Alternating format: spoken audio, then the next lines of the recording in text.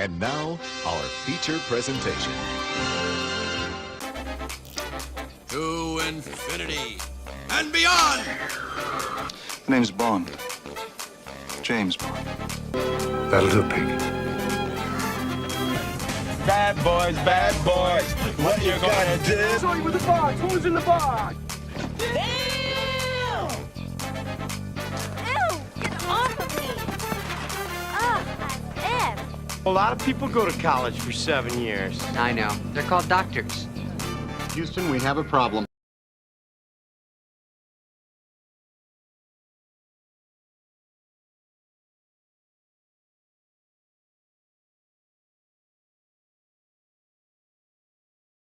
Because I didn't unmute myself, and I didn't unmute my guest either. Welcome in to 52/1995, your live movie conversation podcast where we dive deep into the movies of 1995. I'm your host, Cody, and I'm thrilled to be joined this week by my fantastic co-host, Ryan. Welcome in, Ryan. Ahoy. Ahoy. Ahoy. And I'm sure the what are they even called? I don't even know what I'm talking about. I was going to say, the C lingo will be aplenty today. So we'll see how that goes. Whew. Now, man, already a rough start from me. Not great. Not great at all. Welcome in, everybody. If you're tuning in for the first time, I promise that I am better than this. I'm glad that you're here, though. Every week, 52 to be exact of them, we explore a different film from 1995, whether it's a classic hit or quirky gem or somewhere right in the smack dab in the middle. We'll dive into this year's important releases, discuss them in detail, and then chat with my guest about their thoughts, experiences with the movie, maybe even hear if they've seen anything recently that they want to talk about. Our current theme is thebomb.com, as 90s lingo goes, where the movies that we talk about, that we are talking about, are considered huge bombs. And that gives us today's movie of choice, which is Waterworld. But before we jump into this week's movie, let's welcome our guest, Ryan. Thank you for joining us.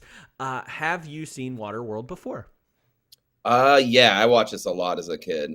First, will you address the allegations that 52/1994 went way over budget and all your podcasts with me especially were a half hour too long? You want me to say that? No. I won't. I refuse. I'm right. Kevin Costner. I sunk $22 million of my own time into 1994. You're working on a Western-themed 52/ It's going to be 4 movies long, and nobody wants it, right? I stand by Horizon. It's going to be great by the time it's over. You just got to let it cook for 3 movies. That's right.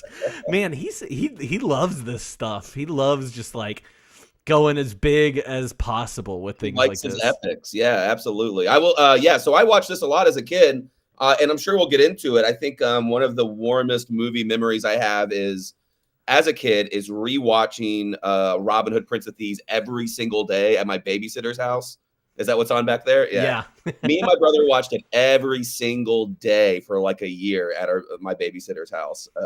And so I do remember watching this, rewatching this weekend, and something about the very like sonorous quality of Kevin Costner's voice will always be Robin Hood to me. That's who he is to me. But Waterworld I watched and loved a lot as a kid. And then I think anybody who knew the movie, we all went through that like 15-year phase where Waterworld was a punchline on every like late night host, every comedian. Like it was just the go-to thing to make fun of as a shitty movie that cost too much, the biggest bomb of all time. It was 4 hours long. And I just heard this criticism over and over again. And I never stopped defending Waterworld. I was always like, yeah, I don't know. Maybe it's all those things. That was pretty fun for a kid.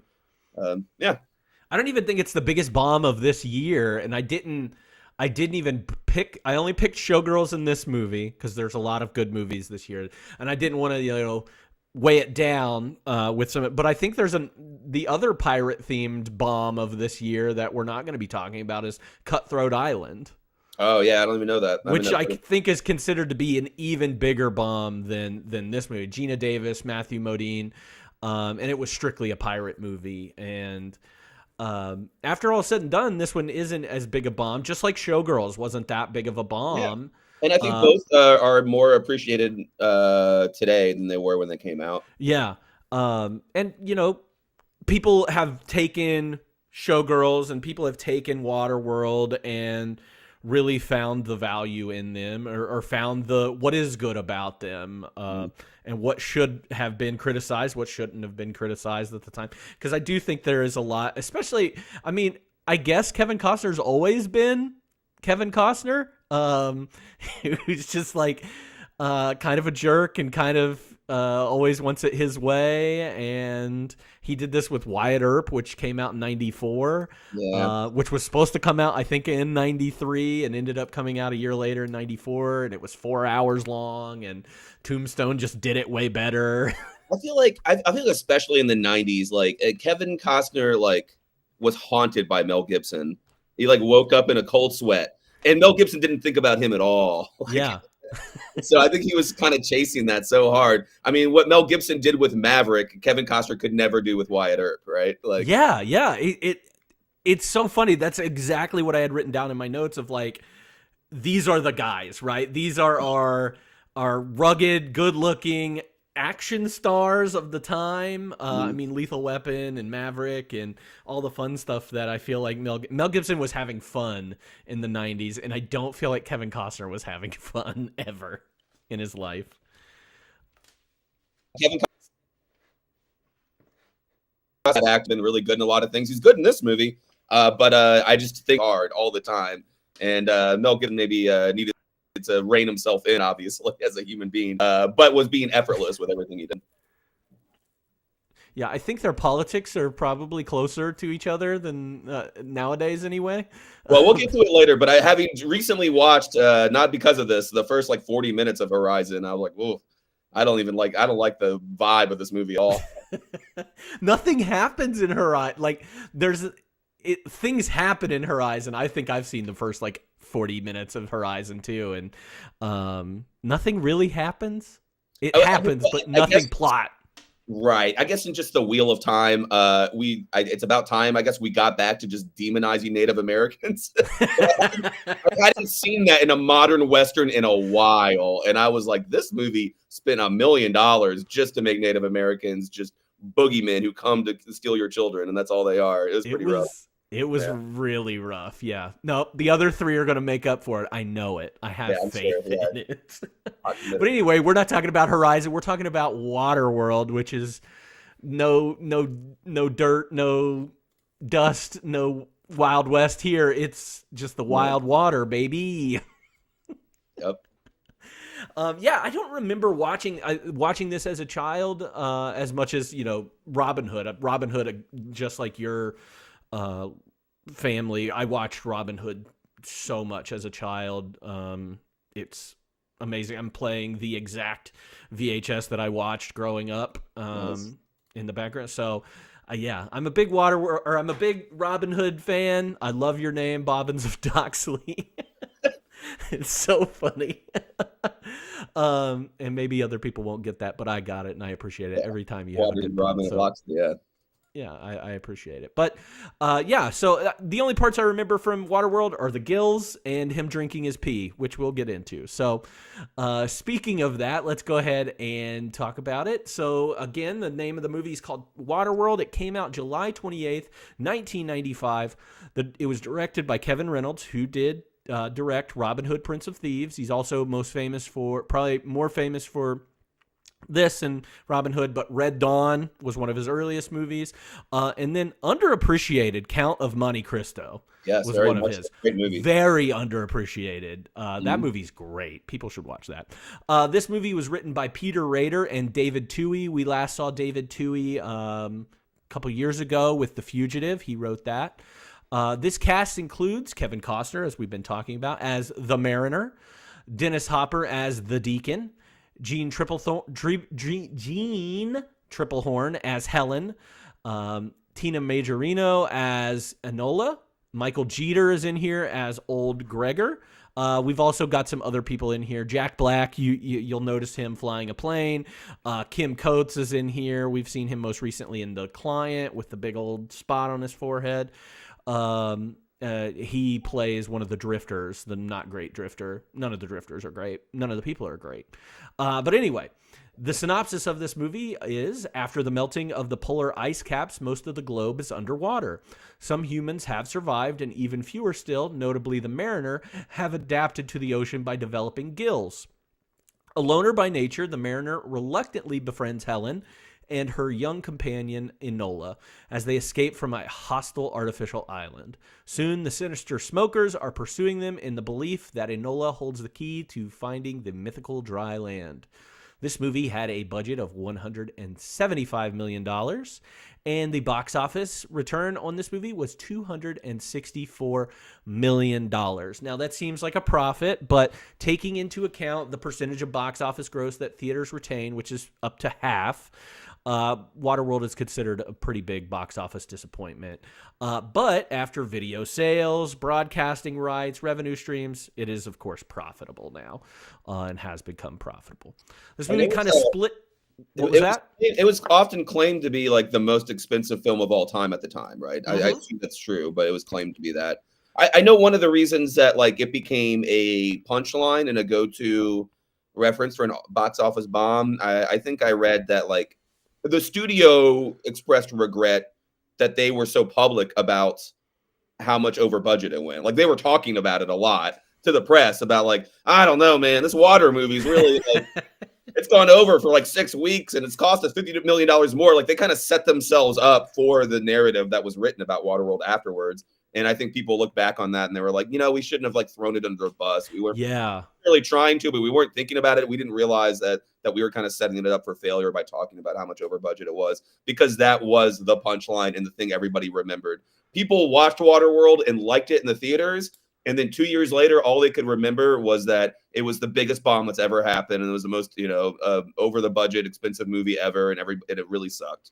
Yeah, that's what I always thought. This was like the biggest bomb of all time and the most, overpriced. Obviously, Titanic comes out a couple years later, and that's the biggest production value that any movie had seen at that time. Well, but what if someone in the eye to Waterworld too? Well, I was talking to somebody earlier, and like and Waterworld, even they must have felt even worse when they were like, hello? Yeah, sorry, it was cutting in and out. Oh, okay. I'm sorry. Yeah. No, you're good. No, I was talking. Right, I was talking to somebody. What was that? I said my internet's fine. I'm sorry. No, it's good. It might be my internet. So I was talking to somebody earlier, and the director actually reached out to Steven Spielberg to be like, hey, I'm making this water movie, and you made a water movie, and it went really bad, but ended up being really great for you. Any advice? And he was, Spielberg was just like, don't shoot on water ever. Like, he's always said that. Yeah. Do not shoot on water ever. And the difference is between Titanic and this is Titanic shot in a studio. Yes. Yeah. And not on the ocean. Well, that's what I was going to say when I was cutting out, is that it must have felt even worse for the Waterworld creators when Titanic came out and they were like, oh, we're going to make a Waterworld movie. But it's not that hard, is it? It's the best movie ever made, Yeah, that's James Cameron just giving it to people, Yeah, that's just what he constantly. does. And then with his new Avatar movies, he's like, "Oh yeah, I made this place with it's all jungle, but I'm gonna go back to the water with the way of the water." Gotcha. Gotcha again. #1 movie, suck it. Water Pocahontas. It's great. People didn't really love this movie that much. They didn't hate it though, and I thought that there were a lot more negative reviews of this movie than there were, but everybody was kind of like middle of the road. Yeah. Rotten Tomatoes has this at a 46%. IMDb is 6.3. Letterboxd 2.9. Ebert gave it, a 2.5 out of 4, and his was kind of a negative review, but not really. He says basically the movie plays smoothly as a combination of chases, fights, bizarre locations, special effects, and the cold, distant, slowly thawing behavior of the mariner towards his passengers. I'll remember some of the sights in Waterworld for a long time, but I won't necessarily want to see them again. Give it 2.5 stars. David Anson of Newsweek gave it what I think is a pretty decent review of this movie. Waterworld's a pretty damn good summer movie. There, I said it. It's a breezy, clever entertainment with stirring effects, which I think is good. Yeah. This movie did, if you were not thinking that this movie would get nominated for an Academy Award, it did get nominated for an Academy Award. This is an Oscar-nominated movie, folks. It is nominated for Best Sound. It did not win, though. Sorry. They didn't even get a nomination for like the special effects. No special effects, no production design, just sound. Yeah, that's crazy to me.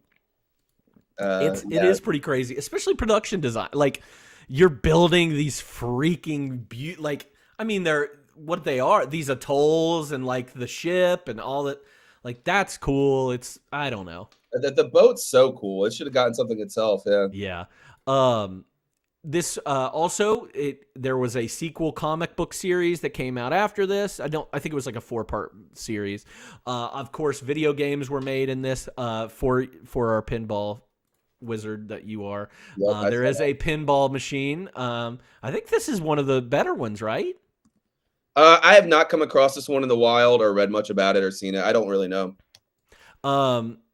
This also, probably the most famous thing to come from this is the theme park attraction at Universal Studios. Yes. That is widely loved. It still happens, I'm pretty sure. It's so funny that they haven't rebranded it away from Waterworld, but it's a stunt show, right? A stunt show on water. And anybody who's ever seen it talks about how amazing it is. I don't think it's changed for 20 plus years. And they just go, yeah, people love it. So they just kept it Waterworld themed and a lot of jet skis and pyrotechnics and acrobatics. It seems pretty cool. They love it. People love it.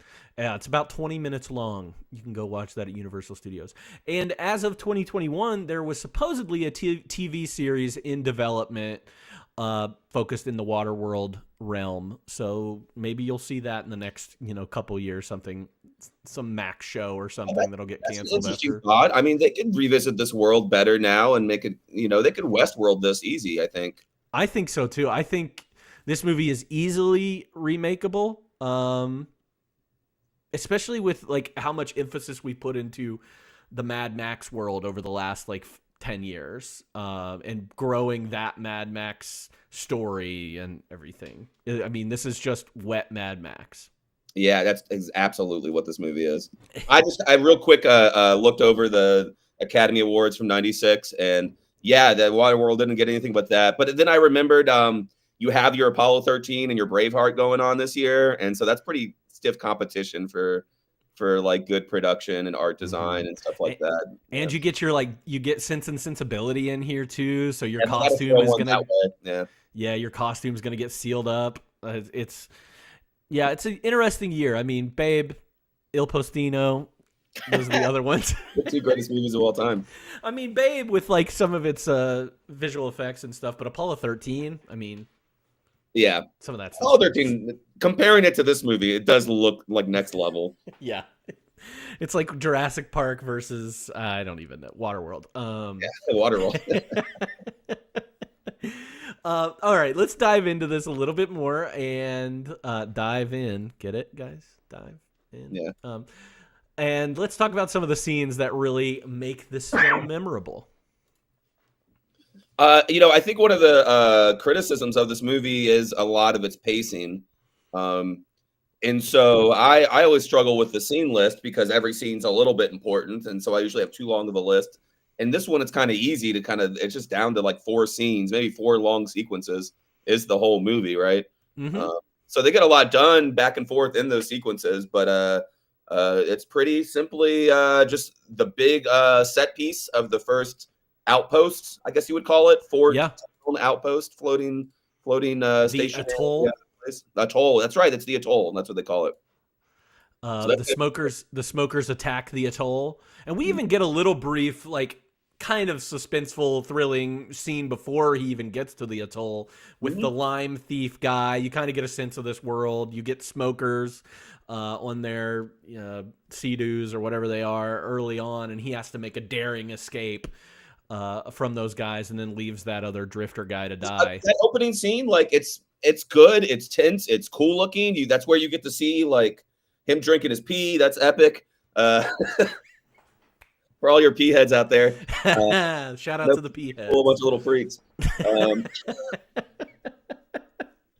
No, but it introduces the Mariner, it introduces the world, it introduces his ship, and the idea that it is a Mad Max world that you might walk for days and not see anybody, but when you see one person, that could be the end of your life. You got to be on your guard. It does a really good job of introducing all of that in a small epic action thing, and then immediately takes it to a more substantive, as far as the movie goes, place where now you see where humanity is, and that this guy's outside of this humanity. And they establish a lot of good things real quick. That he's not trusted by. He's thought of as an outsider. He's not trusted. He doesn't trust them, their economy, what limited resources they have. In the atoll, you get Enola's back map. The little girl's got a tattoo on her back and a mysterious background, so they think it might be a map to dry land. You introduce Helen and old Gregor, and then all of that pretty seamlessly go. That scene, I think, is that the sequence is very chock full of cool shit and important stuff in the movie, and it goes pretty. It's paced pretty well within that scene.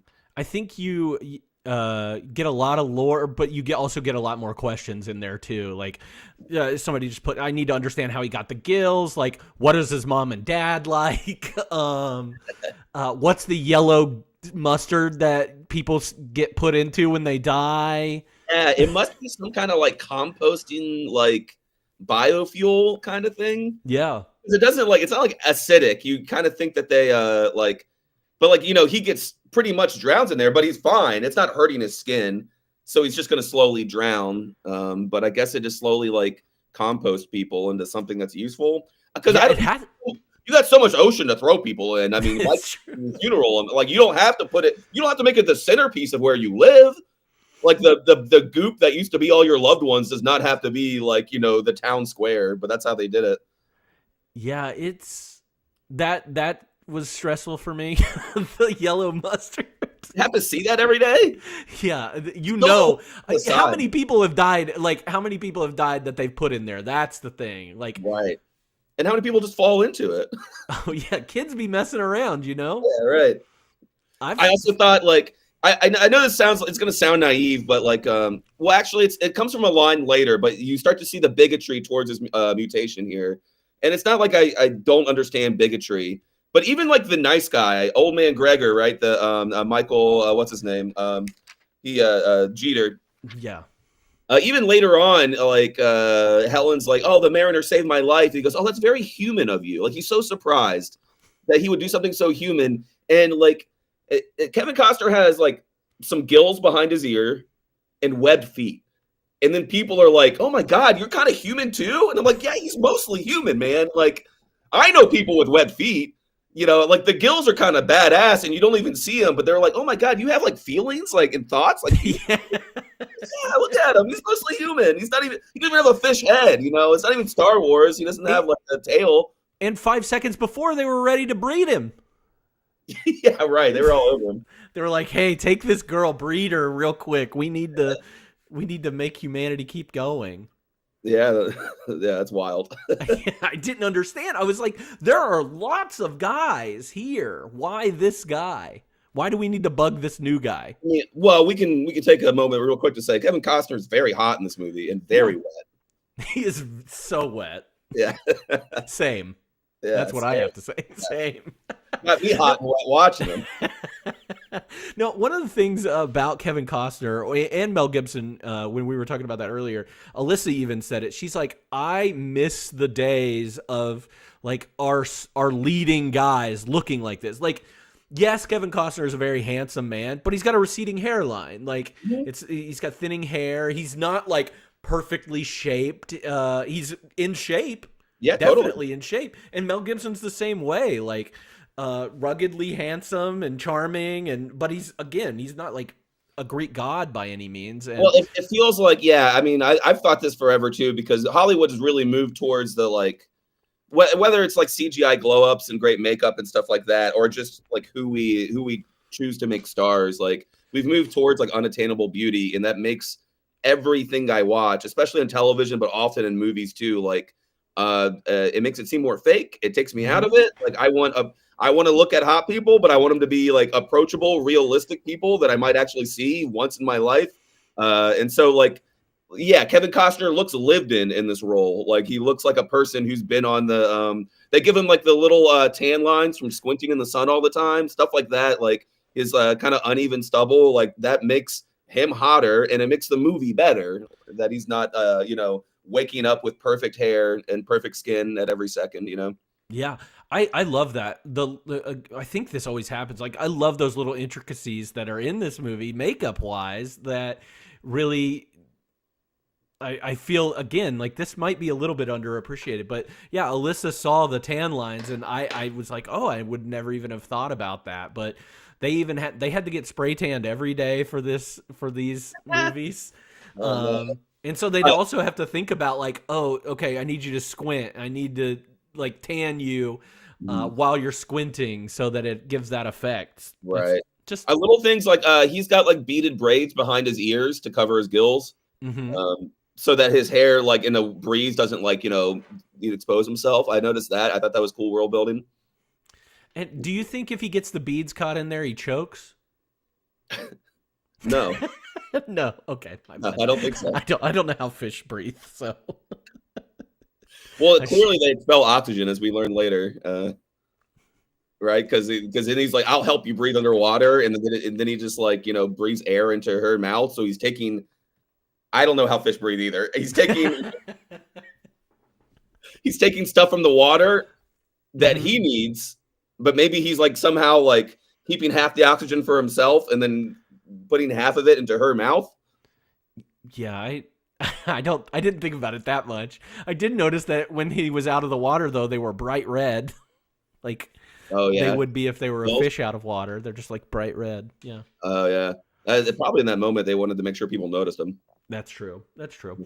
No, but we haven't even talked about the smokers coming after they find out that Enola is there, that this little girl is there, because we see a conversation with the Nord, I think he is referred to, and he brings the smokers back to capture that little girl, and we get that big action set piece that I always think looks just like the Waterworld attraction. Everything that I've ever seen from the theme park attraction, I was like, oh, this is everything that happens here. Well, I think the Waterworld attraction is mostly about the smokers, right? It's just the costumes, the jet skis, the pyrotechnics and acrobatics. And this is a good action sequence. Going back between the overall attack, they have defenses. They like choreograph like having defenses, breaking through the defenses. And so there's like a good a broader attack interspersed with Helen and Enola and the Mariner in their own like adventure in the midst of that attack. I do think this action piece is probably better than the final one. And so I think it's my favorite action piece in the movie. Nobody has guns but the smokers? Or bullets? Or jet skis? Or jet skis, gasoline? Yeah. Or dry cigarettes. How? Where do they get their dry cigarettes from? So many, too, that's like what people are asking for. Not water, not... I guess there was Spam there, or Smeat. Yeah, very cool. That makes sense. I mean, cans float. You find a tanker that's floating or whatever. I guess that's it. But I mean, I don't know. Like, how many years after the Miltine is it supposed to be? That's the other thing. It feels like it's been 1,000 years. It also like it's been 20. Yeah, I'm not really sure about the timeline of this movie either. And I don't think they said it in the. I don't think so. In the opening scene either. That trailer voice that starts the movie out. Which I thought was interesting. Fair, though, like that, I guess it's harder in a water world rather than just Mad Max world. But like that's already established that in Mad Max, like we can somehow have enough gasoline to just do donuts all day. Like it's not just that we can use it for like our jet skis, but we can also just kind of fuck around and waste it. Yeah, it's this one is probably closer to the Road Warrior. Like once Mad Max starts to go off the rails a little, not off the rails, but like world build a little bit. Because in like the first Mad Max, it's almost like a world that we're living in now. It's just dustier. Yeah, no, it's like been 20 years. It's more like Walking Dead vibes, like yeah, still some semblance, some sad vestige of like what people remember of the regular world going. And then when the Mad Max series goes on, they're full into like Conan the Barbarian, other planetary style of like gangs. You can barely remember that things. Yeah, it's like the Warriors. So I don't know. I'd be curious to know, and I do think that there are some things. That's probably the thing that I noticed the most about watching this movie again is how much is missing from this movie. Like there always feels like we're missing out on details or establishing parts of this movie. Even with Deacon coming, like the first time we see the bad guy in this movie is at this big fight, and it's just like, all right, I'm Dennis Hopper, and you're not gonna really know my name until a little bit later. But like I'm the main bad guy, and you just need to assume that because I'm Dennis Hopper. Yeah, this is where you meet the Deacon. Yeah, and you don't get to know that much. I mean, they tried to throw a little bit in later with him being kind of a cult leader, he's claiming to have visions and stuff, which is very Mad Max too. But he saves this movie. Oh, yeah. It would be so much worse if he wasn't in it. He should. I want to know what Dennis Hopper's going through in mid 90s. Like he was just King Koopa in the Super Mario Brothers, and playing a great villain, hamming it up there, hamming it up in this. Just in Speed too. Oh yeah, Speed. I just forgot. He's just like, I'm the villain, and that's all I'm gonna be known as. Yeah, he loves it. But he's so good at it. He's having fun. So much so that I was like, am I against this guy in real life? Like he's just trying to find dry land, and because the other actors aren't having fun, so you feel safer when the bad guy's on screen because you know you're in for a good time. And he doesn't seem like he's not like torturing anybody. Yeah, I don't know. He's pretty bad. I'm not justifying him being a bad guy, but he's giving cigarettes to kids. I mean, you got to start sometime. Yeah. I love it.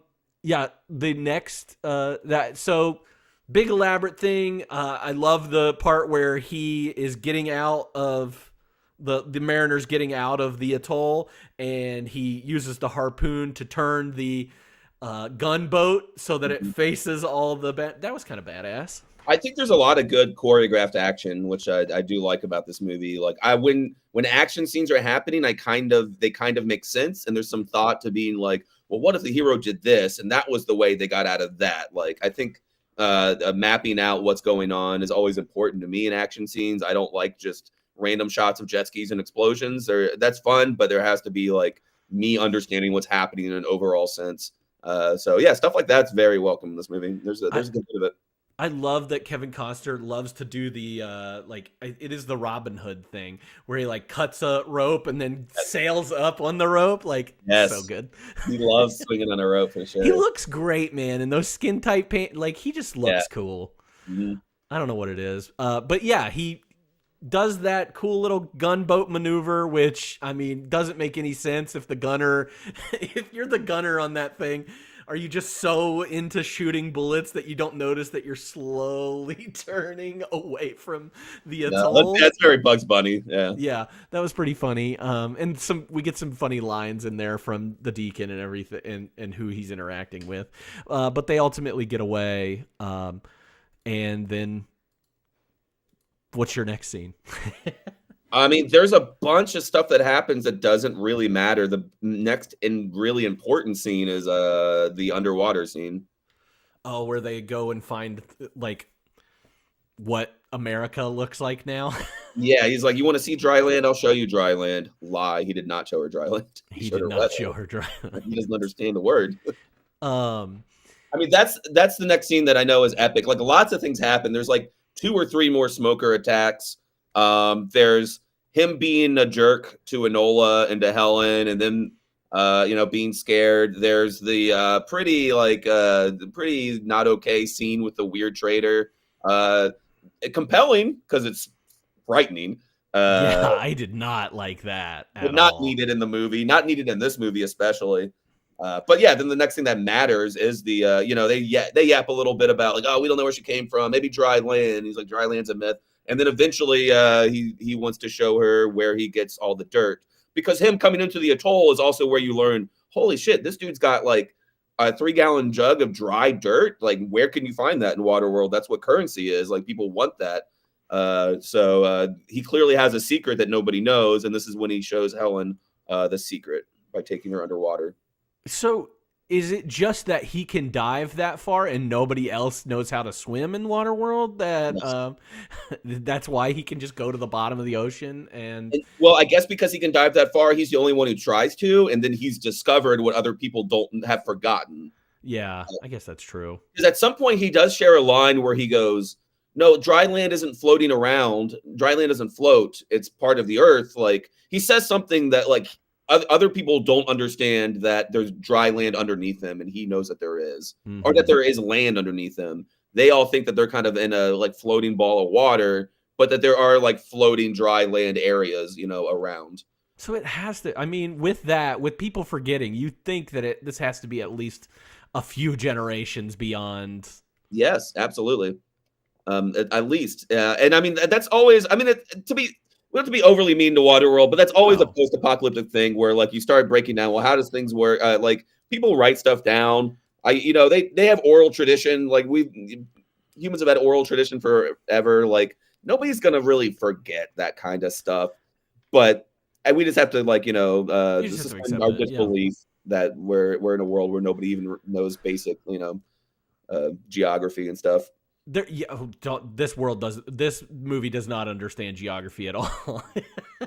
No, because if we're to believe where dry land actually is by the end of this movie versus where we think we are when he's diving down, that's a lot of travel between there. Yeah, I have stuff to say about that later. Yeah. One thing I will say though that did bug me. I'm not gonna be too mean about like what they do and do not understand about this, but there are some times when they say a word, and it's one particular, it pissed me off.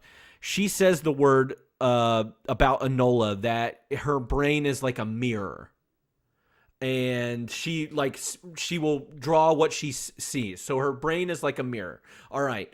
Helen knows what the word mirror is. She does not understand that when he is holding up a rear view mirror, she says to him, oh, what is that reflecting glass thing? Where did you get that reflecting glass thing? And I'm like, well, I hate that.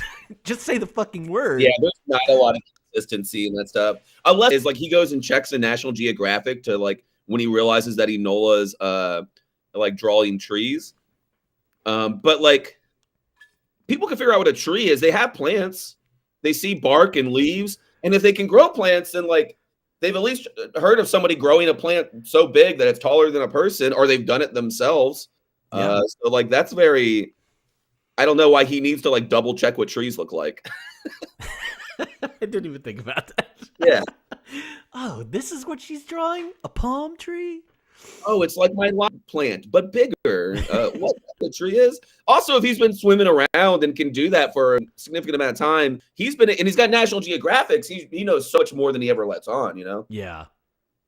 Yeah, it's you don't want to get this is not a movie to get bogged down with the science of it begs you to sometimes, though. There are just moments when you're like, the mirror reflecting glass thing. You're like, all right, well, wait a minute. I'm not trying to nitpick, but like, you got to help me out. You got to meet me halfway. Yeah. That makes some kind of consistent sense. Or the only other time was Dennis Hopper says, you're like a turd that won't flush. And I'm like, oh, so you guys have toilets. Well, me and my girlfriend stopped the movie and had a conversation about that line.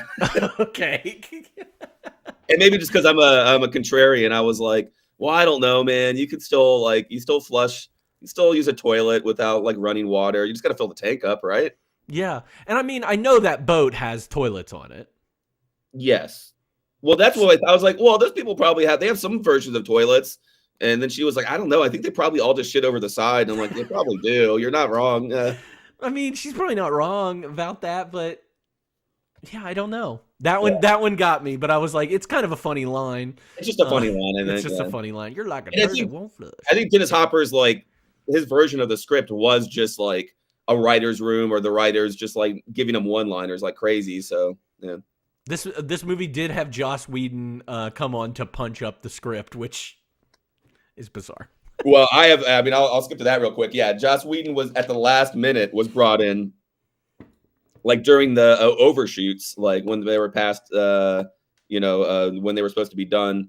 And then he wrote about it that he was there for like 7 weeks, but that it was like 7 weeks in hell, he said. And his only job boiled down to just taking Kevin Costner's ideas and adding them to the script unaltered. What a job, man. People got paid for that. That's so fun. And Kevin Costner basically finished this movie. He was the director on this movie. Yeah, because him and the director got in a fight during post-production, despite a long working relationship. But obviously, I guess this movie probably would strain any relationship, you know? It's funny, though, because they got into fights on Prince of Thieves, too. And he was, like, hesitant about working with him again. And then whoever with the studio was like, nah, come on, come back. And Kevin Costner was like, come back. I'll be good this time, I swear. And yeah, this time we're just going to do all of Robin Hood, but we're going to do it on water. We definitely won't get sick of each other. It's going to go great. They did make up again as a mild trivia later, because I know my dad liked this, so we watched it in my house. But the History Channel miniseries, The Hatfields and the McCoys, starring Kevin Costner and was directed by this director. So they worked together again after this. And if we don't get Hatfield McCoys, we might not get Yellowstone. And then we may never get the Horizon saga. And then we may never get Horizon. It's going to be great. I'm still betting on it. One thing that Roger Ebert wrote about in his review was around this part where the timing of things is a little bit everything happens too quickly. Like they get away from the smokers, they get away from the plane that Jack Black's flying or whatever. Mm-hmm. And then Kevin Costner decides to take her down under the water. Like, hey, we're getting chased. Let's just leave Enola up here. I'm going to show you where dry land is. And then as soon as we pop our heads back up out of here. Oh, who would have thought the smokers were right behind us? The smokers are right there. So he had a little bit of complaints about like the timing and structure of things in this Yeah, movie. we brought that up too. That made sense. We're like, why is this the right time for it? But it is an epic like memory people have of this movie. Mm-hmm. Is putting her under the bubble and pulling her down, which is physically near impossible. Unless he has the strength of 1,000,000 men, because he has to pull like that air all the way under its desire to go back up, right? But then she has air to breathe under the bubble, and then you go down, and then you get to see like a modern city underwater deeply, and then they just go around that for a while. And apparently, I think it's implied that he gets his dirt down there, brings it up, and then just lets it dry in the sun until it's all dry land. And that's why people think he knows where dry land is, but he doesn't. He's a faker. I think that's all good world building and like, plotting though. I think it's cool. I did like it. And again, you suspend your belief, you know, that he can take this down. Obviously, mutant strength. That's a good point. Way, yeah. And also like the pressure, like how far is he diving? And if that's like, where are we at elevation wise?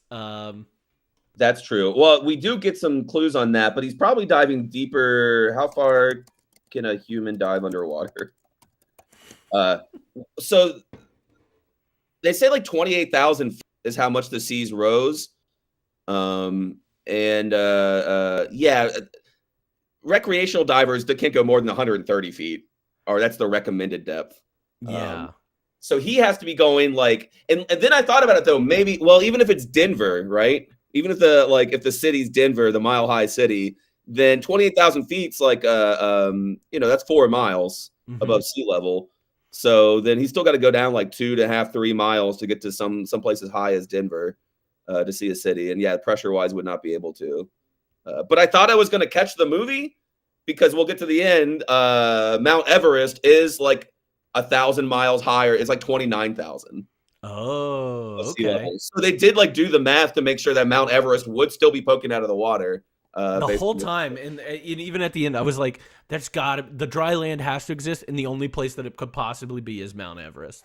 It never occurred to me as a kid. My girlfriend brought it up, and I was like, oh, I never thought about like where this was in the world. Yeah. But she mentioned like Enola's tattoo is very Tibetan looking, Chinese Tibetan looking. So it kind of makes sense that culture would have survived around where she was from. Also, if Enola exists and she is I don't even know how old Enola is, but let's say she was a baby. Let's give her 1. We'll say she was 1 when they like pushed her out in the basket, mosed her down the Nile or whatever. Down, There's no way her parents, those skeletons, have decayed that much to make in the open air. Yeah, skeletons. I don't know. That is a lot. Yeah. Where are the animals? I don't know. Where are the other people? I don't. Yeah, there's birds. It's only birds here. I just assumed it was the island. It is the island from Lost. This was all filmed in Hawaii, so this was the island from Lost. God, what a better last episode of Lost it would be if they found out that they were in Waterworld. That makes this movie a little bit better. Just a Yeah.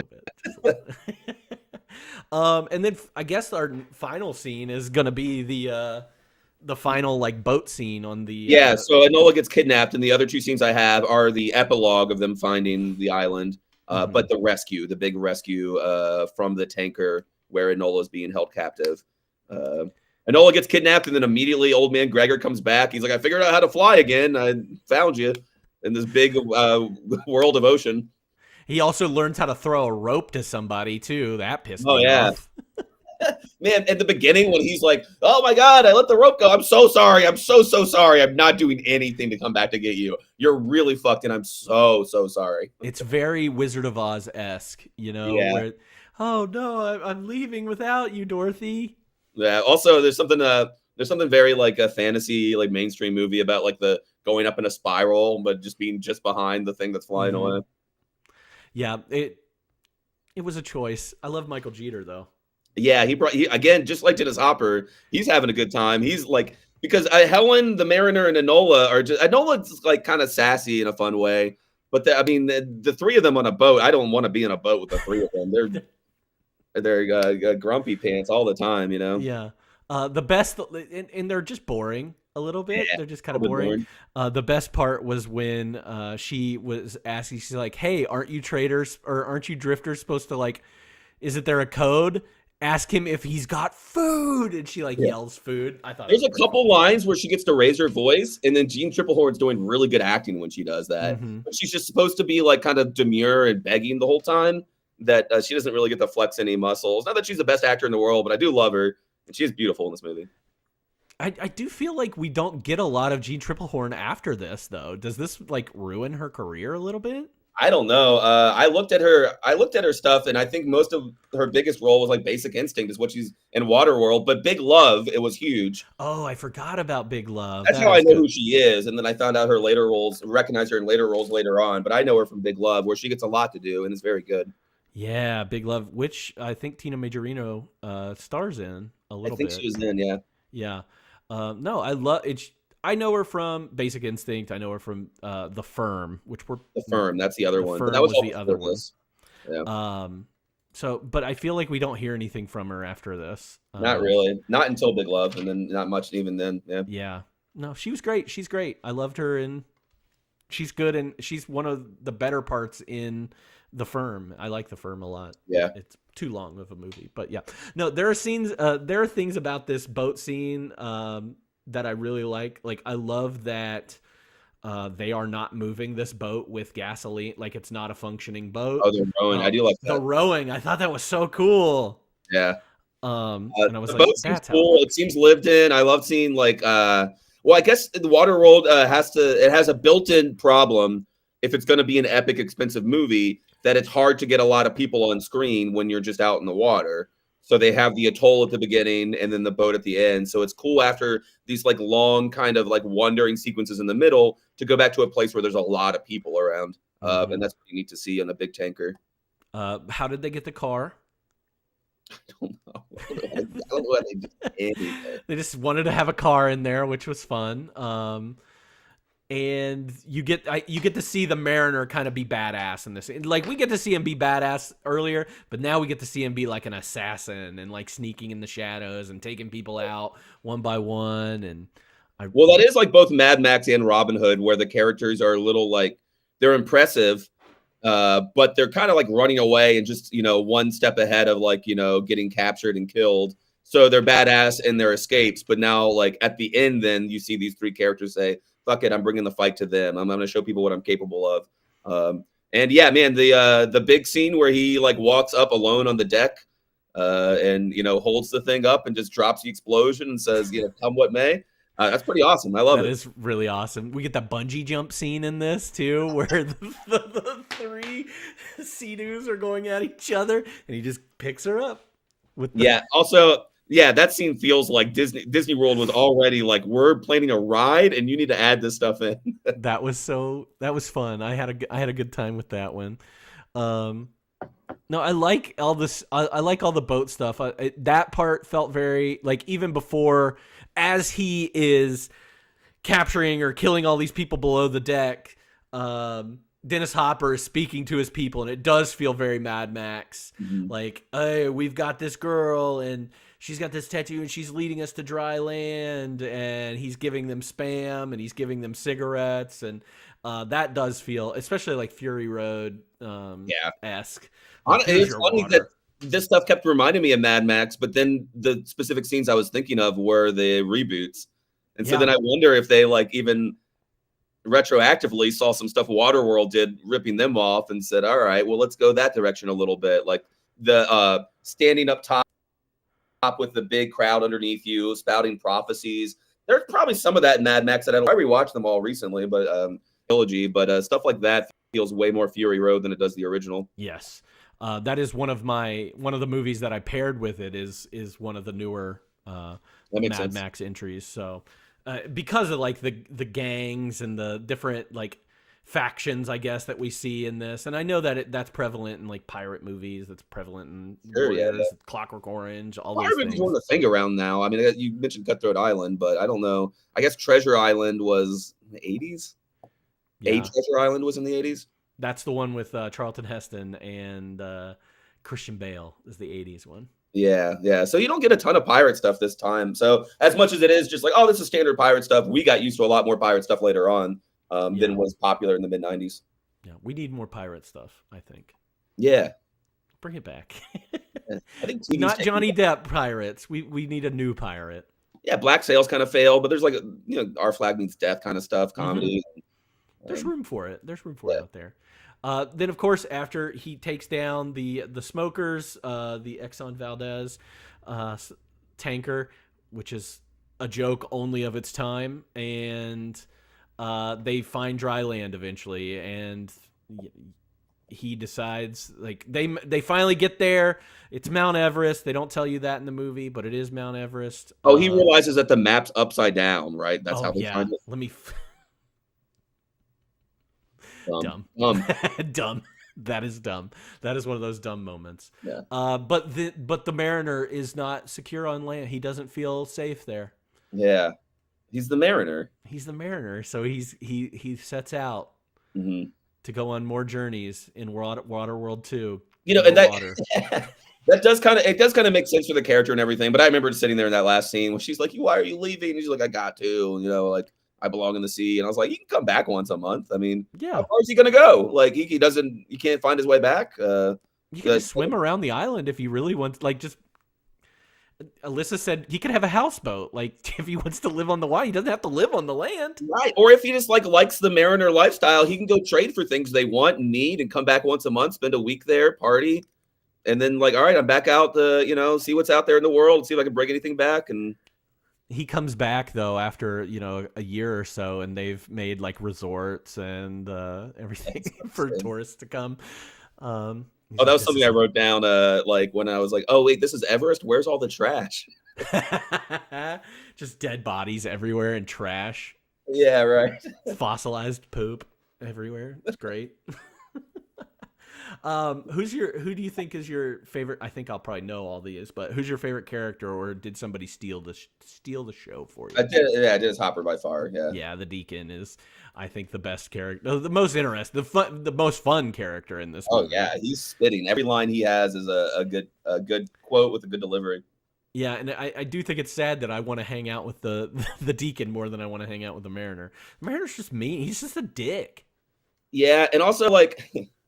He's meaner than the Deacon, as Enola says.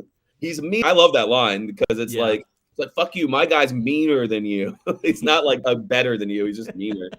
I also want to hang out with the smokers more than I want to hang out with the atoll people, the sad sack like atoll people too. So that's a problem for the movie. Yeah.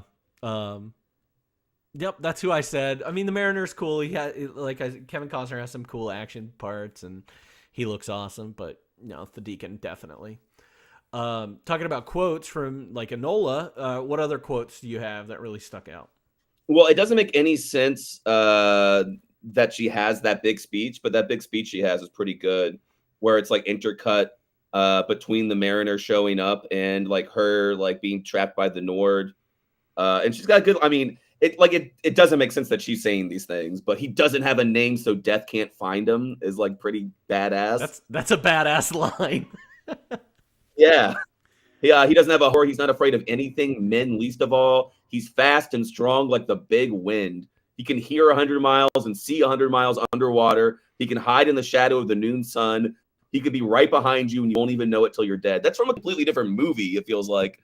But it's pretty badass. That is, I love. He can hide in the shadow of the noon sun is awesome. Yeah, that's like some samurai like anime shit, you know. It's pretty awesome.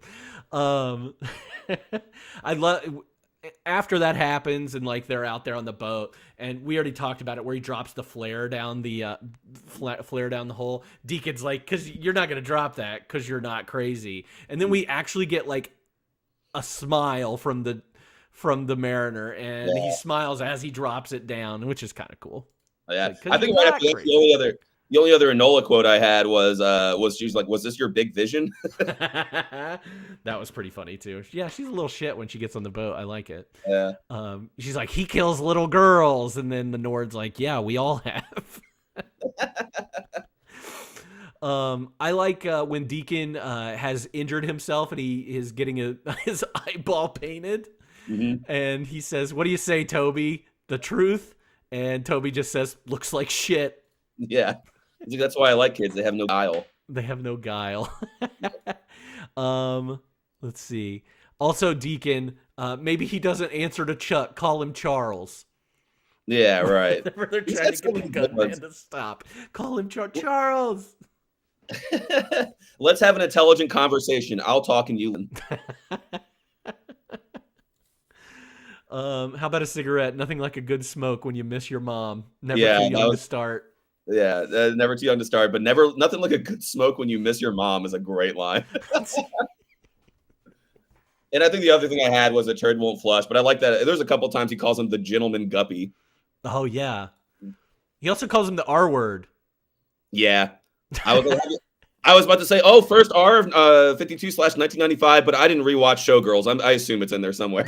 Yeah, I think it is. I think it's in there a couple times. Yeah. Showgirls was wild, and definitely not what I remembered of Showgirls. So you should definitely check that one out. Yeah, I wanted to rewatch it. I wish I'd made it in time, but I'll check it out soon. Biggest laugh, cry, scare, or thrill? The laugh by far, out loud belly laugh, was what chat just said.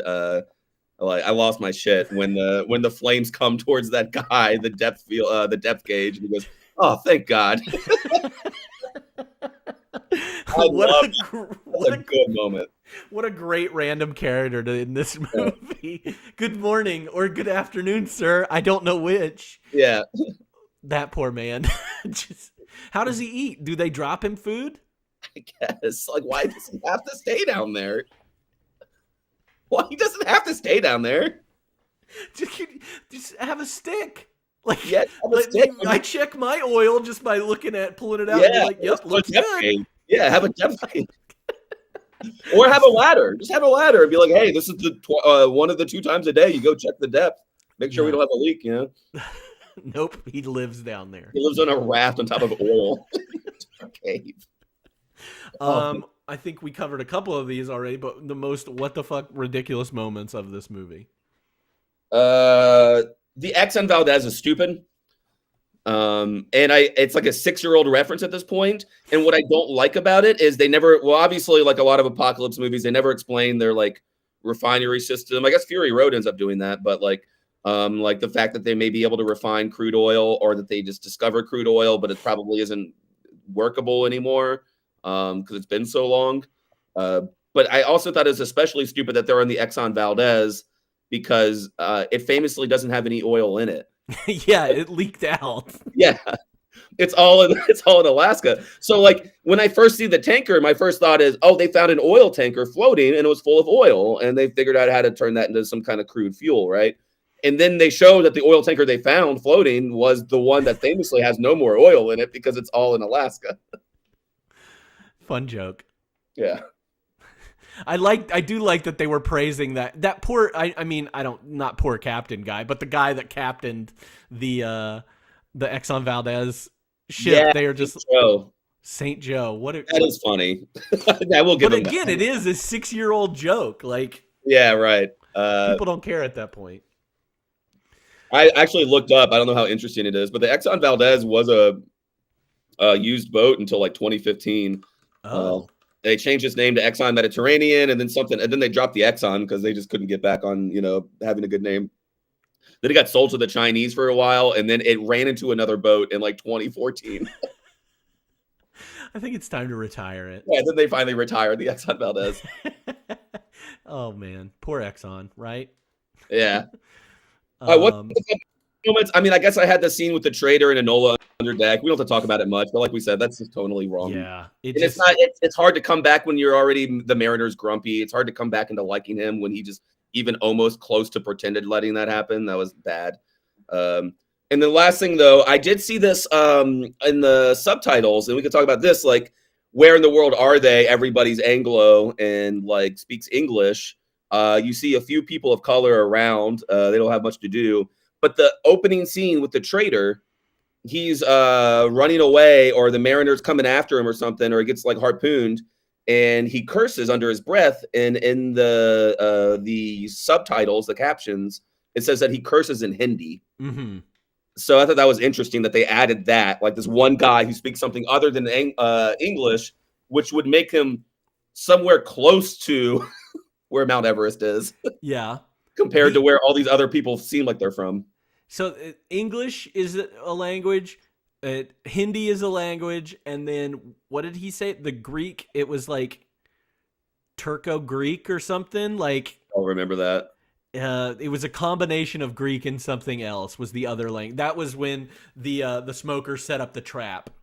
Oh, okay. Yeah, he was speaking some language to them, which was a combination of Greek and some other language. There's like some weird attempt to do that, which is either like, I don't know, man. I get it. You're making a movie for Americans. Just make it for Americans. That's all that exists. Or like do better at explaining where other people are. Yeah. Yeah, and in the background, you see a few people that have like seen with Asian descent or something like that, but like it's kind of weird. But yeah, I was like, whoa, that guy cursed in Hindi. What does that mean? Like, that's such a small thing that really throws a wrench into everything. Now I'm not paying attention to the movie. I'm just trying to figure out why that. Yeah, where accents come from. Yeah, too. Because we get that one the drifter. Portuguese. That's what it was. Portuguese. Oh, Portuguese. That's hilarious. You know, that common language. The score to this movie stood out to me. I thought it's funny that it was like redone a couple times. I feel what I was reading. James Newton Howard was the person that did the score for this, and I really like this. I like the theme. Like it almost feels like Stargate's theme a little bit. Okay, I regret to say I didn't really pay enough attention. I forgot to think about the music very much. Oh, it's all good. Yeah, it was good. I mean, nothing stood out as bad, you know. Yeah, and the only other like musical thing is like her little music, the thing that she's humming, Enola is humming as. Yeah, I could put that together, and I'm sure most audience goers could, but it was hard to. It wasn't delivered that well. You had to like do some extra thinking. Oh, I guess that's the thing that she was humming earlier, but I didn't. Yeah, that's the melody enough. So James Newton Howard, it was good. If you have a chance, just go on YouTube, check out the score. I liked it. All right, time for F, Marry, Kill, where I give you 3 characters and you get to choose. Your 3 characters are going to be the Mariner, the Deacon, and Old Gregor. I'm Old Greg. Fuck. That's pretty rough, man. The thing is, I don't hate Old Gregor. I don't want to fuck him, but I don't want to be married to him either. He's kind of, I guess he comes back eventually. Yeah, I guess you kill the Deacon, you fuck the Mariner, and you marry Old Gregor, right?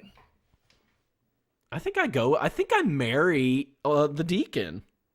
You marry the deacon? I was thinking about marrying the mariner, but the deacon, huh?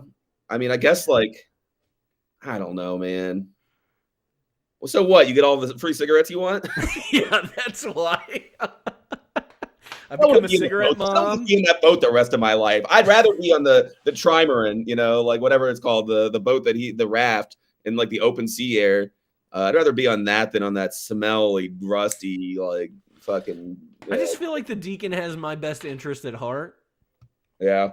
And I'm into bad boys. Yeah, that's it. I might kill the mariner. I mean, I know he's a badass and everything, but man, he's such a jerk. Well, and he's barely human, so I wouldn't feel. I mean, you see, that's my biggest problem. Yeah, right? I stick with humans. Mutation. Muties, man. I don't fuck with muties. I think that's my big, and I just, it's always a thing in these movies that like everybody's like, oh my god, you've mutated. You're not the same like a physiognomy or whatever as like everybody else. We have to hate you and kill you. If it was today and I met somebody with gills behind their ears, I'd be like, that's fucking awesome. That's so cool. Like, yeah. Yeah, that would be pretty awesome. Like, oh, you could go under the water and breathe? Why do I hate you? Yeah. That doesn't make any sense. I mean, your toes are gross, but I don't have to see them that much. They were pretty gross, though. Yeah. Those are the most webbed toes I've ever seen. Yeah, they were very webbed. Okay. I mean, I'm definitely probably fucking old Gregor. I mean, he seems like a good time. Yeah. All right, who gave the best performance? Yeah, Dennis Hopper again, I guess. Yeah. Yeah. I mean, next, but yeah, I think Dennis Hopper for me. I don't know what it is about. I find Kevin Costner so intriguing as an actor because I don't necessarily think he's great, but there's something about him that draws me in. I mean, that's why it's not the only reason why I love Robin Hood, but there's something about him that I really like, and he's not great. Well, they give Robin Hood so much more depth of character. He can make speeches, he can be clever, he can be like sexy and flirty, he can be a coward, he can be heroic. Like he's kind of got a lot more going on. I think Kevin Costner, I think it's like the I don't know, it's a false puzzle. Like his vapidity, it's kind of like his a himbo-ness somehow feels like a puzzle you're trying to solve, but once you solve it, you're like, oh, there really wasn't that much left there. Yeah. It's just a great voice and a great face, but maybe that's too mean. But I get it. Like, you're kind of like, oh, there's something mysterious about this guy. There's something deep about him, but I'm not sure that there is. Yeah, I'm not real sure. I don't know what it is about it. So I'm never like super impressed with his acting whenever he comes on screen. So I don't think he's ever going to win the award for me for being a, best performance in a movie. Yeah, no, I've said it multiple times. I think his voice is great. He just has a really good voice. Yeah. And I think on top of having like a ruggedly handsome face and just being able to do basic acting stuff, I think that voice carries a lot of his like charm in movies. I think Harrison Ford is very similar too. Yeah, I don't think there's much below the surface with Harrison Ford either. I don't think he's an amazing actor. I think he was pretty smart at picking the roles that he could handle. Because he's never I don't know any examples of like, oh, Harrison Ford's out of his depth. This really shows how bad of an actor he is. I think he just stayed in his like Jack Ryan, like Air Force One kind of like lane. And and so that we only love him more than ever. I recently was watching Temple of Doom. It was just on at a bar or something. And then I saw him with is it Short Round? And that's his name, right? Yes. And then I was like, oh, look at those two actors. And one of them has an Academy Award. Suck it. And it's not Harrison Ford. It's the little kid. Yeah. That's so funny. Good job. Props to Ke Huy Quan for his award. No, yeah, I don't know what it is about them. But again, those same like very handsome actors, Jack Ryan is a great example of the action star that we don't have anymore. Like, yeah, totally. So I don't know. They're not going to win any Academy Awards in my heart. But if we had to recast this 95 or 2025 recast, what would you do? I don't have great answers, but I have ones that make sense. Yeah. I think in 94, Mel Gibson's kind of obvious. And then as an outside bid, I was just thinking of like Furious from Boys in the Hood. What if it was Larry Fishburne? Ooh, I Fishburne. just watched. Hey, I Yeah, like the that. Fishman himself.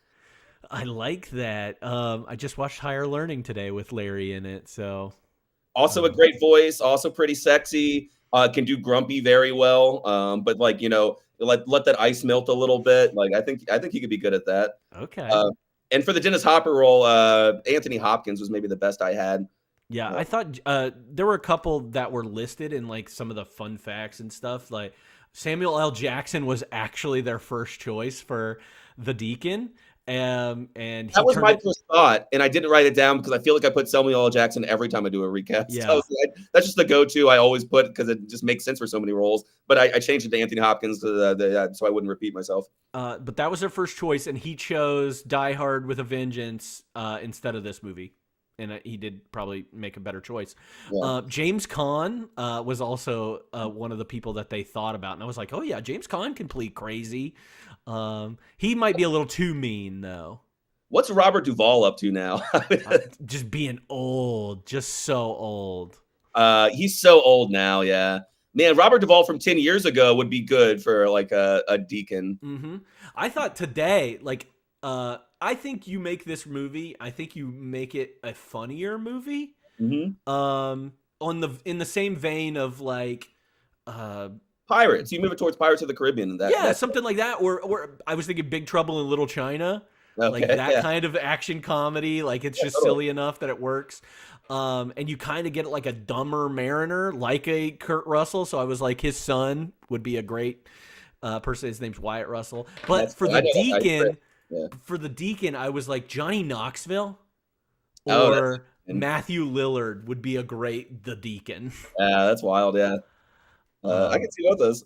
Man, yeah. Actually, honestly, Wyatt, Kurt Russell's son, whatever his name is, like he would be a great Mariner. Yeah, he's not conventional, like not as like super handsome as we have out there, but he could still do it. Yeah, totally. I think make it a funny. And he would have more humor in it too. He'd have like a little wry smile the whole time. Yeah.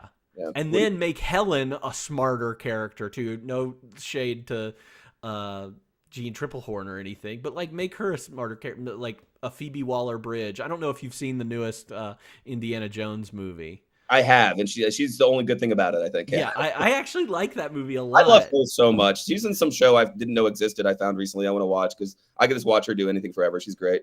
Yeah, so I think that you should make this a funnier movie, or make like some of the characters smarter. Indiana Jones comparison, like the Marion Ravenswood, whatever that character's name is, right? Karen like, Allen. Yeah, somebody like that who can like kind of snap back and be funny and adventurous, scared at times, but then also take things into her own hands. And then you get rid of the old Gregor character altogether, and you put like, okay, this woman is smart and she knows more about like mythology and history and Rachel Weisz from The Mummy, something like that. Yes, perfect. Yeah, that's such a good move. We just rewrote this movie. Yeah, just made it better. Yeah, I didn't have anything good. Chris Hemsworth as the Mariner, I think would work. Just from like his Thor delivery, a little bit of comedy, but he's like very grumpy and mean, but he melts a bit. No, I like that. And again, you make it more funny. You make it a funnier movie. That's the way to improve Waterworld. Totally. So, any fun facts that you learned during this?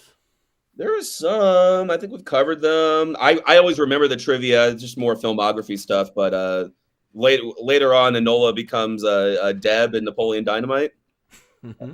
So it's pretty like everybody remembers that character. And people who had seen like Waterworld love Napoleon Dynamite, but probably never connected. That's the same little girl grown up. We covered that. Joss Whedon.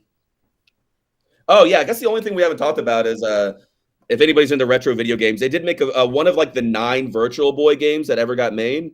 Like there's less than 20, maybe less than 15, like 10 to 12 or something. Virtual Boy, the 90s headset that was like red and black that gave people like headaches like crazy.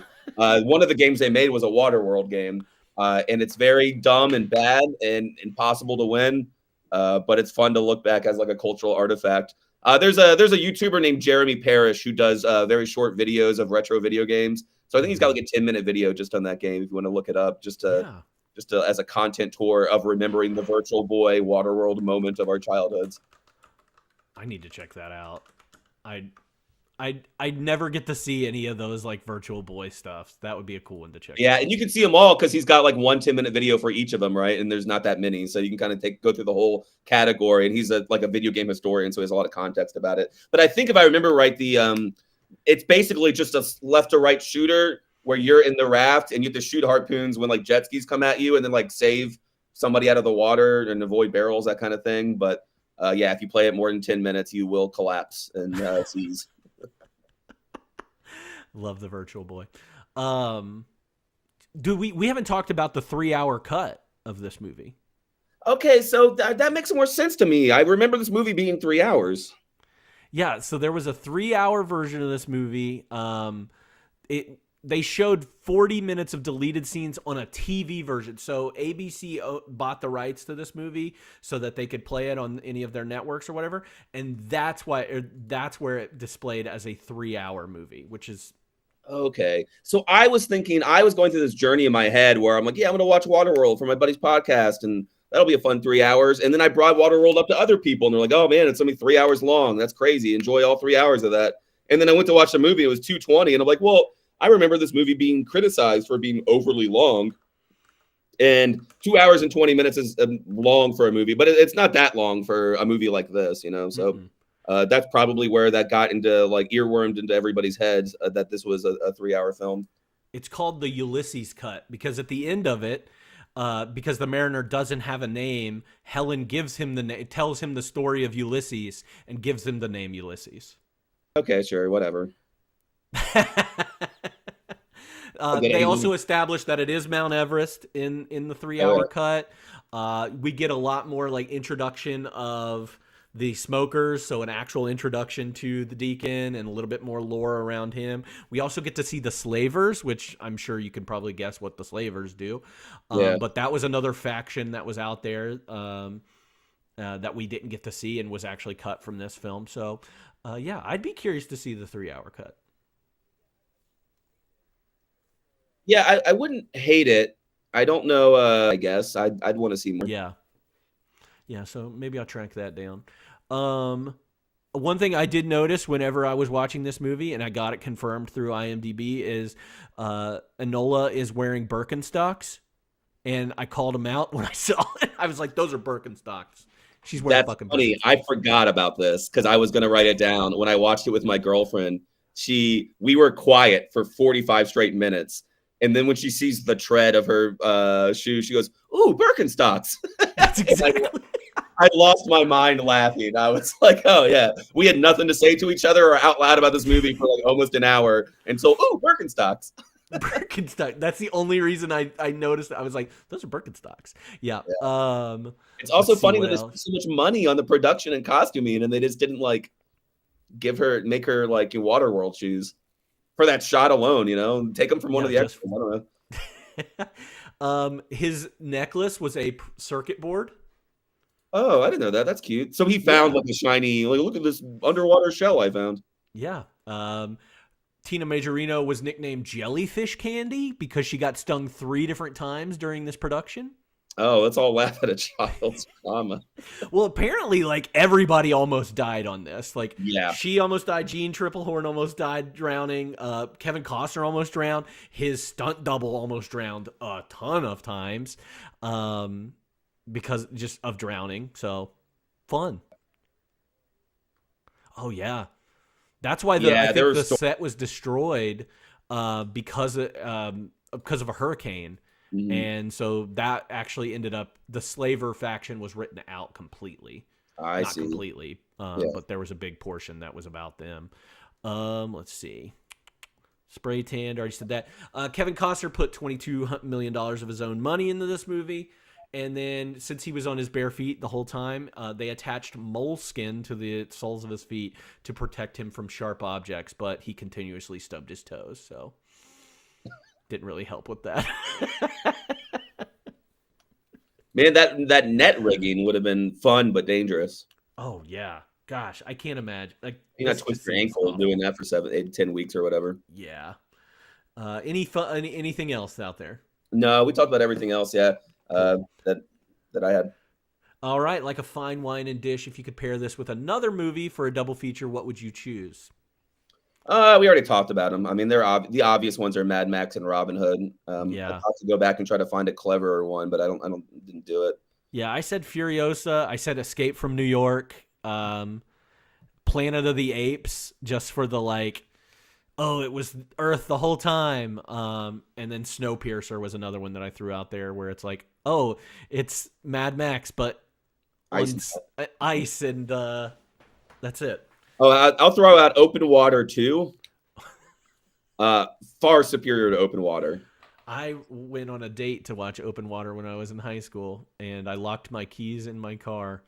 While I locked my keys and I locked my wallet in my car. So you didn't even pay? I couldn't pay for our meal. Yeah, high school, man. It's rough. Oh, and I had to call a locksmith, and the locksmith's like, I won't pop these locks unless you pay me. And I said, my wallet is right there. I can pay you after you pop the locks. And I said to him, I was like, if I can't pay you, lock them back, and I'll figure it out. Yeah. I'll figure it out, man. Yeah, he did it. And all right. Well, trustworthy. You might have saved a little face there. That's pretty hot. You stood up to a big bad locksmith. Yeah. Yeah. She was probably worried. Yeah, that was our only date. She didn't leave with the locksmith, did she? No, that was a church camp girl that I decided to go on a date with, and that was the last time we ever talked. Hey man, you got to get a few of those out of the way. You got to. All right, on a scale of 1 to 10, how likely are you to rewatch this movie? 1 to 5, sorry. I wrote down 3, and now I want to lower that to 2.5. That's what I put. But I said I wanted to watch the Ulysses cut. I was like, if you brought that to me, I'll rewatch it. But 2.5, yeah, probably. I think 2.5 over 2, maybe because of nostalgia. I mean, this was a movie I watched. I did watch it a lot as a kid, and I remember it a lot in a nostalgic way. So that might make me put it on some lazy Sunday in the future, but not anytime soon. Yeah. Overall rating 1 to 5. 3. Yeah, I think it's a solid. I think this is a solid movie. I was entertained, and it sticks out. It's unique too. Like, one thing we didn't talk about, like this movie it suffers because half of it is an epic attempt at an epic film, and then half of it is just a silly B movie. Mm-hmm. And so, if you're able to code switch the way the movie does, which you shouldn't have to, but if you're able to code switch that way, and be like, now I'm watching a fun B movie. Now I'm watching like Oscar bait. Like. If you can go back and forth that way, then you can kind of enjoy it for what it is. Yeah, absolutely, especially for its uniqueness and its place in culture. This movie is it's at least a 3 out of 5. Yeah, let's remake it. Let's get this remade, I think. Yeah. Well, big thank you to Ryan. Thank you so much. Before we wrap up, have you watched anything recently that you would recommend? Man, some TV I've been getting into. I think I'm back onto my like animation adults can enjoy. I rewatched all of Avatar, and I'm rewatching Legend of Korra right now. Oh yeah, I love Korra. But I checked out Blue Eye Samurai randomly and lost a day where I was supposed to get things done just watching that.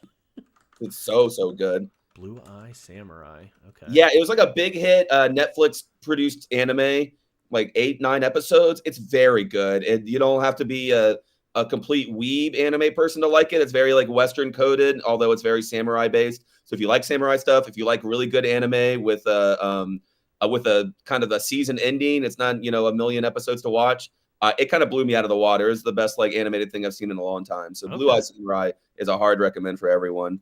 And so, Chad says, I love Avatar. I love Avatar so much. It's been a while. And so that's kind of making me want to go back to either watch new things I've missed or rewatch some Troll Hunters or Clone Wars, other like kids animation that I think is clever and unique enough for adults. Did you ever watch Steven Universe? Man, I got to some of it because I learned about it too late, but it seems like I would love it. I think I would. I should finally do it. Yeah, it's quick too. Those are quick episodes. They're like Adventure Time episodes, but there's a lot of good like world building and lore and stuff like that, and characters are all very likable.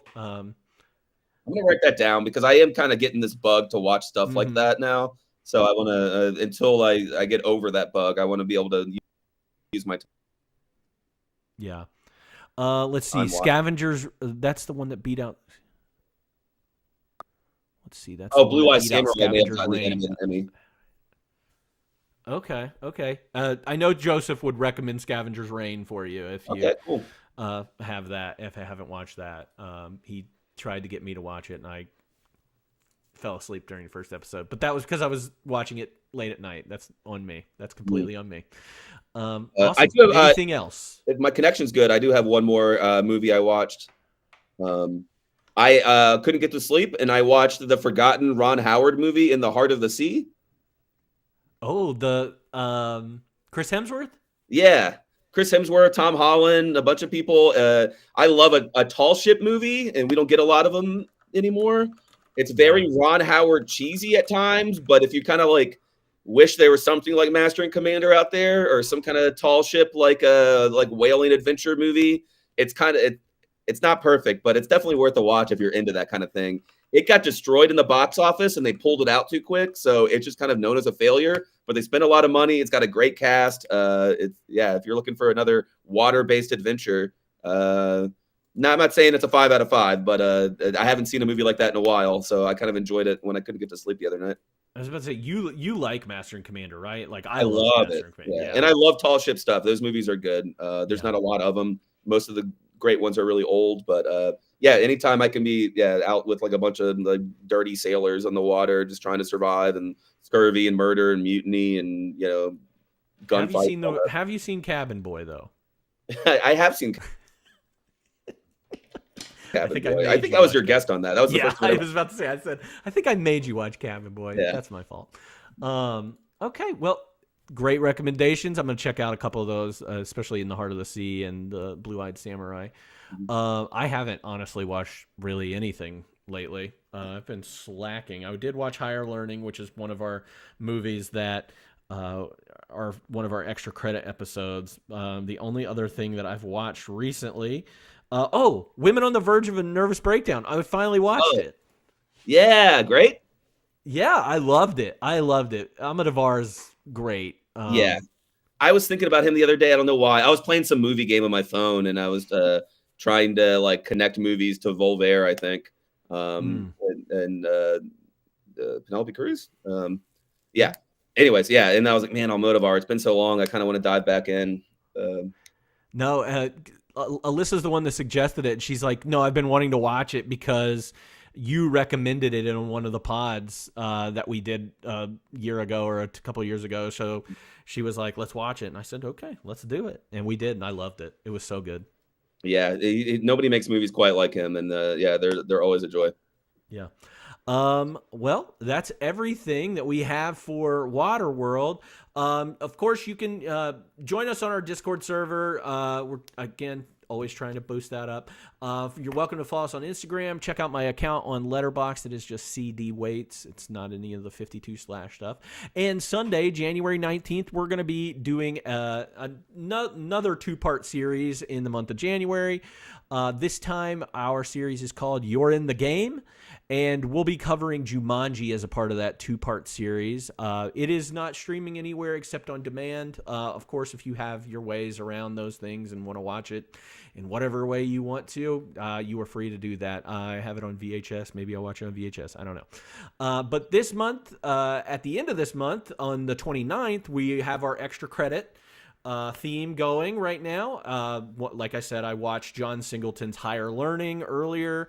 But the theme of this month is Hey, I Know You. It's just famous directors that didn't quite make our 52 list this year. So that's Danny Boyle's Shallow Grave, John Singleton's Higher Learning, Wolfgang Petersen's Outbreak, and Sidney Pollack's Sabrina. None of those movies have anything to do with each other, so do not expect anything other than them being known directors. Again, that'll be on January 29th.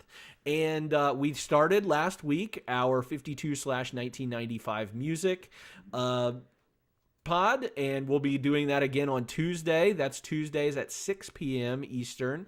And this week we are talking about the album is Pieces of You by Jewel. It's all women month for the start of 1995 music. So if you feel like listening to a little bit of music and talking about music, join us over on that stream. But other than that, thank you so much for tuning in, and we'll see you next time on 52.